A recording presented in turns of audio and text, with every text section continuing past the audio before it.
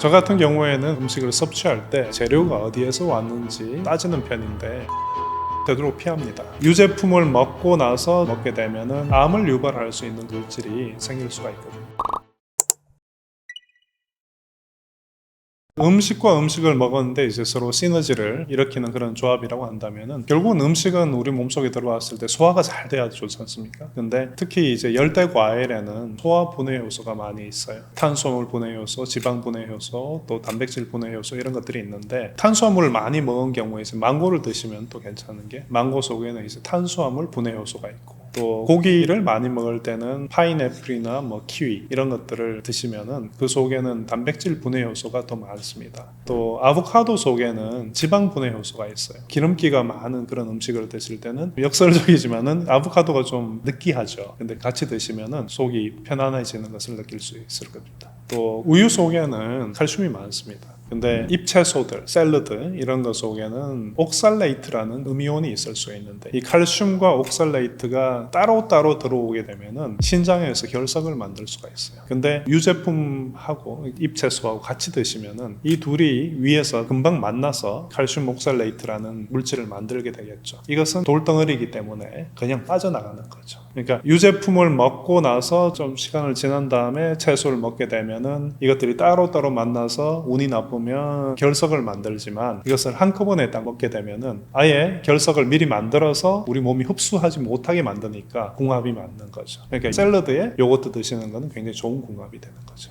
갓난아이들이 엄마 젖을 먹고 토할 때가 있죠. 토하는 걸 보면은 하얀 덩어리가 나옵니다. 이게 뭐냐면 우유 속에는 이제 카세인이라는 단백질과 유청 단백질 두 가지가 있는데 그 중에 이제 카세인 단백질이 산성 물질하고 만나게 되면은 이것이 엉기게 돼요. 그게 이제 그런 하얀 덩어리입니다. 그러니까 여러분들이 우유를 마시면 위 속에는 그런 덩어리가 생겼다고 생각하셔야 돼요. 그런데 오렌지하고 같이 드셨다. 그러면 오렌지가 산성 물질이잖아요. 레몬도 뭐 마찬가지지만 이것들이 너무 갑자기 만나면서 그런 덩어리를 만들면 이 덩어리는 실제는 소화가 빨리 안 돼요. 위에서 한참 동안 머무르기 때문에 계속 더부룩해질 겁니다. 그리고 우유 속에 단백질이 굉장히 풍부하게 들어있는데 여기에 또 단백질 음식들 치킨이라든지 소고기, 돼지고기를 왕창 많이 먹게 되면 단백질이 너무 많이 들어왔는데 분해를 시켜줄 효소가 적으면 계속 머물게 되겠죠. 위에 음식이. 그래서 소화불량이 걸리는 수가 있습니다. 저 같은 경우에는 음식을 섭취할 때 재료가 어디에서 왔는지 어떤 식으로 요리가 됐는지를 좀 따지는 편인데 참기름이나 들기름의 경우에 너무 고소한 기름은 좀 피하려고 해요.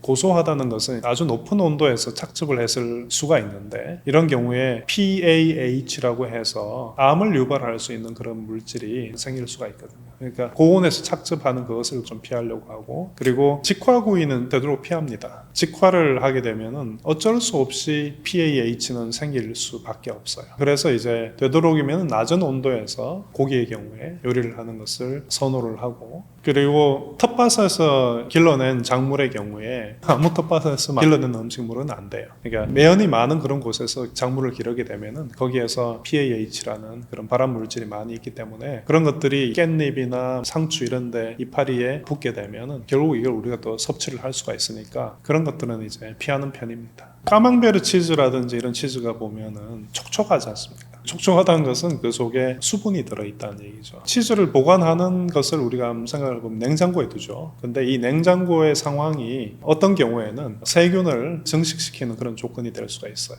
그래서 부드러운 치즈는 잘 상하게 되고 이런 것들을 노약자라든지 아기 소화 기능이 좋지 않은 그런 분들이 드시게 되면은 식중독에 걸리는 경우가 있고요. 아기들의 경우에는 조제 분유를 먹이든지 모유를 먹죠. 근데 애들한테 생우유를 주면 좋을까 이런 생각을 하시는 분들도 계실 텐데 돌 이전의 아이들한테는 생우유를 주면 안 됩니다. 우유 속에는 특히 카세인이 많습니다. 사람 모유보다 훨씬 양이 많기 때문에 아기들이 이런 생우유를 마시게 되면은 신장에 문제가 생길 수가 있어요. 그렇기 때문에 이제 아기들의 경우에는 이런 생우유를 주면 안 되고요. 또 꿀의 경우도 꿀을 야생에서 우리가 채취를 하게 될 텐데 그런데 이제 이 꿀 속에는 세균이 동면 상태로 있어요. 꿀 속에는 수분이 없죠. 당만 있기 때문에 이런 이런 세균이 생장은 못하고 갇혀 있는 상태인데 우리 몸속에 들어오게 되면은 따뜻하고 물도 많기 때문에 세균이 잘 자랄 수 있는 환경이 됩니다. 그런데 세균 중에서도 피부를 팽팽하게 만들기 위해서 맞는 보톡스 주사 있지 않습니까? 이 보톡스 주사에 들어가 있는 독소, 그 독소를 만들어내는 세균이 있을 수가 있어요, 굴 속에. 근데 어른들의 경우에는 소화가 잘 되기 때문에 그런 세균이 생겨도 금방 빠져나갈 수가 있는데 아기들의 경우에는 소화 기능이 좋지 않기 때문에 오랫동안 배에 머무르면서 독소를 내뿜을 수가 있고 아기들이 이제 몸이 축 늘어져 버릴 수가 있죠. 생으로 먹으면은 굉장히 위험한 음식들도 있습니다. 고사리 같은 경우에는 그 속에 프타킬로사이드라는 물질이 있는데요. 발암 물질이에요. 근데 이제 이 물질은 고사리를 높은 온도에서 끓여서 우려내면 돼요. 강낭콩의 경우에 렉틴이라는 단백질이 들어있는데 만약에 그냥 섭취를 하게 되면은 굉장히 많은 부작용을 일으킬 수가 있어요. 일단 복통, 그리고 소화불량, 구역질이 나고 이런 일도 생길 수 있고 또 우리 위에서 미네랄 같은 것들을 흡수하는 것을 방해할 수도 있고요. 그 다음에 어떤 분들의 경우에는 이 렉틴 단백질이 굉장히 강한 알레르기 반응을 보이는 분들도 있습니다. 근데 이제 이 렉틴 단백질은 높은 온도에서 가열을 하면은 단백질이 변성이 됩니다. 그럼 우리가 먹을 수 있는 단백질로 바뀌게 되니까 반드시 가열을 오랫동안 해서 섭취를 하는 것이 맞습니다. 커피를 마시는 것이 특별히 건강에 도움이 되는 경우도 있습니다. 커피의 좋은 점은 에너지를 증진시켜 준다는 거죠. 운동을 한다든지 어떤 활력을 필요로 할 때, 그럴 때 이제 커피를 드시면은 그런 효과를 좀 볼 수가 있는데, 특히 운동 직전에 커피를 마시는 것이 운동 능력을 증진시켜 준다는 그런 연구도 있습니다. 그런데 아데노신이라는 화합물이 있는데요. 우리가 깨어 있는 동안에 계속 숫자가 늘어납니다. 아데노신이 우리 뇌에 있는 아데노신 수용체에 붙게 되면은 이제 조금씩 피로감을 느끼게 되는데요. 커피에 들어있는 카페인과 아데노신은 그 구조가 아주 흡사합니다. 그래서 아데노신과 경쟁 관계에 있죠. 그래서 이 아데노신이 아데노신 수용체에 잘 붙지 못하게 하니까 커피를 마시면은 계속 깨어 있게 되고 몸에 활력이 차게 되는 것입니다. 근데 피로도를 느끼는 것은 실은 우리를 잠을 재우기 위한 거잖아요. 잠을 재우는 것은 우리 몸이 쉬고 만약에 몸에 어떤 문제가 있었으면 그런 문제들을 해결하라고 이제 잠을 재우는 건데 중고등학생들이 공부해야 될 양은 많고 그러니까 밤늦게까지 커피 마시면서 또는 카페인 음료를 마시면서 공부를 하는데 이런 경우에 공부의 효과는 굉장히 떨어질 수밖에 없어요. 공부를 했던 것을 기억을 남기는 과정이 잠을 자면서 일어나는데 계속 깨어있게 되면은 그 과정이 아예 생략이 되는 거죠. 근데 2시까지 공부하고 5시, 6시에 일어난다? 그러면 그동안에 머리에 남는 것은 거의 없게 되겠죠. 그러니까 시험을 친다 했을 때 벼락치기 공부를 할 때는 커피가 도움이 될 수가 있어요. 밤을 새워서 급하게 정말 외워서 무엇을 문제를 푸는 경우에는 커피가 도움이 되는데 수능같이 복잡한 문제를 푸는 그런 경우에는 잠을 안 자면서 계속 커피를 마시면서 일을 하는 것이 그다지 도움이 되지가 않습니다.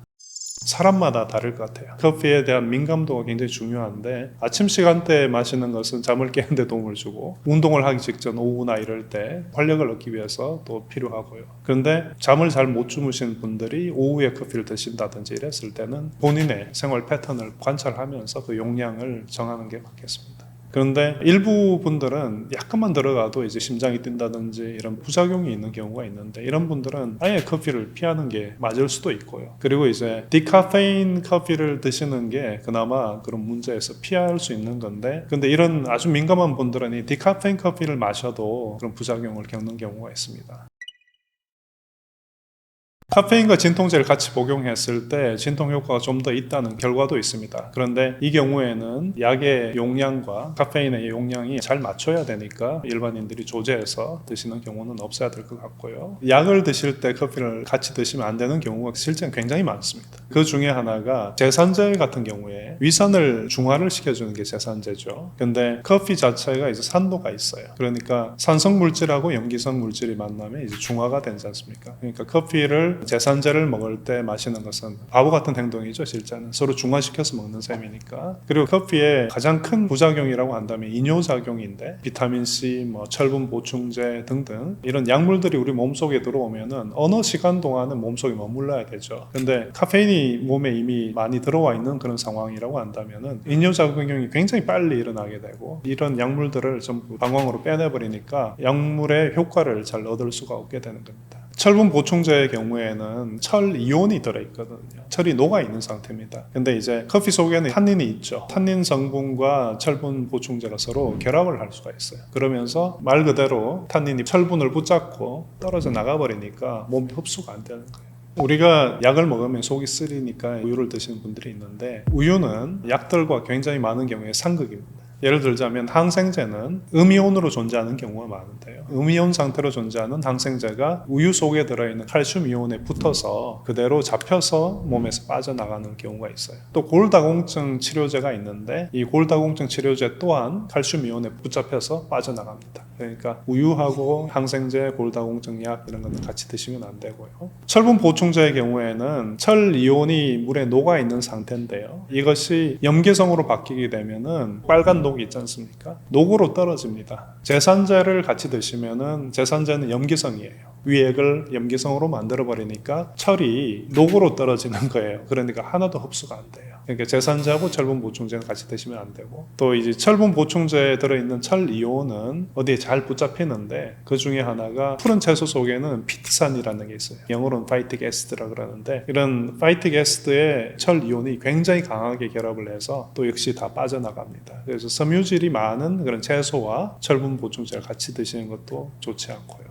그리고 이제 굉장히 중요한 건데, 부정맥 치료제를 드시는 경우에 디곡신이라는 게 있습니다. 이 디곡신은 셀룰로즈 같은 섬유질에 굉장히 강하게 결합을 합니다. 그러니까 디곡신하고 섬유질이 풍부한 샐러드라든지 콩곡물 이런 것들을 같이 드시면은 약효가 떨어지고요. 그리고 혈액을 물키는 그런 약물 중에 와파린이라는 게 있어요. 근데 이 옥수수 수염차 같은 음료 속에는 비타민 K라는 게 들어있습니다. 비타민 K는 혈액을 응고시켜주는 효과가 있습니다. 그러니까 와파린의 작용과 완전히 반대예요. 그러니까 약효를 떨어뜨리는 행위고요. 또한 푸른 채소, 잎채소 있지 않습니까? 그런 것들도 피하셔야 돼요. 거기에는 역시 비타민 K가 많이 들어있기 때문에 와파린의 효과를 상쇄시키는 그런 효과가 있습니다. 그리고 숙성 치즈 같은 경우에 항우울제와 같이 드시면 안 되는 경우도 있는데, 치즈 속엔 타이라민이라는 그런 물질이 있어요. 근데 이 타이라민이라는 것이 혈관을 넓히고 좁히는 그런 역할을 할 수가 있고, 그러면 이제 두통이 엄청나게 심할 수가 있어요. 그래서 그런 것들을 좀 피하는 게 좋겠죠.